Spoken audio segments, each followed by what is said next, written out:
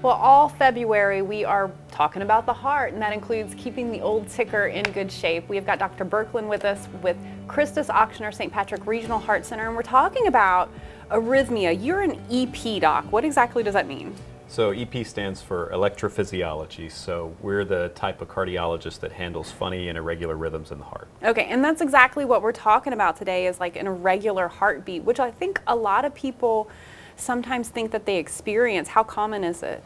It's extremely common to have some type of irregular heartbeat. I think all of us have a small amount of irregularity in our heart. We worry about when it reaches a certain burden of irregularity as far as when we might do something about it or treat it. But people experience these things in different ways. Some people feel a flip-flopping in their heart. Some people feel skip beats. And some people can feel rapid palpitations that feel like their heart is fluttering out their chest. Okay, what exactly makes that happen? Why do we experience that? Different reasons. Most of the time it has to do with abnormal electrical substrate in the heart, which just means that you have some sort of electrical abnormality in the heart that can either be controlled with a medicine or in extreme cases some type of procedure. But it's usually not related to the same type of risk factors that, say, plumbing issues in your heart would have, blockages in your arteries and valvular issues and that thing. Is there ever any circumstances where we might be having an irregular heartbeat and we don't know it, we don't feel it?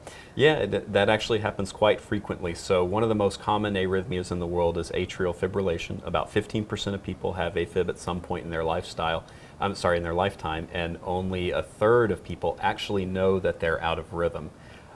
Two-thirds of people have no idea that their heart has entered into a funny rhythm. Okay, that might be when having something like one of these watches would come in handy, right? Because you can monitor that stuff. Absolutely, yeah. These passive wearable monitors, like say an Apple Watch or a little cardia monitor where you put your fingers on, would be a good way to passively watch your heart. It can tell you if your heart is going into irregular rhythms. These are not medical grade devices by any means, and on their own are not capable of providing a good diagnosis, but if you see something irregular on those, it'd be a good idea to save them and send them to your doctor and talk to them about them, because oftentimes they need to be interpreted rather than just taken at face value. Right. Correct. So if we experience those kind of little flutters in our heart, is it something that we should be worried about? I think it's different for different people, of course, and you know, based on your risk factors, sometimes it can be a little bit more of a red flag. I think as we get older, the arrhythmias, you know, your tendency for your heart to go into irregular rhythms becomes a little bit higher, and those irregular rhythms can be a little bit more dangerous than the type that we get when we're younger. So I think if you're you know, over 50 years old, you're starting to have an increase in the number of irregular heartbeats that you're feeling, or you're getting suddenly very short of breath, really dizzy at times, feeling your heart fluttering very rapidly that sustains.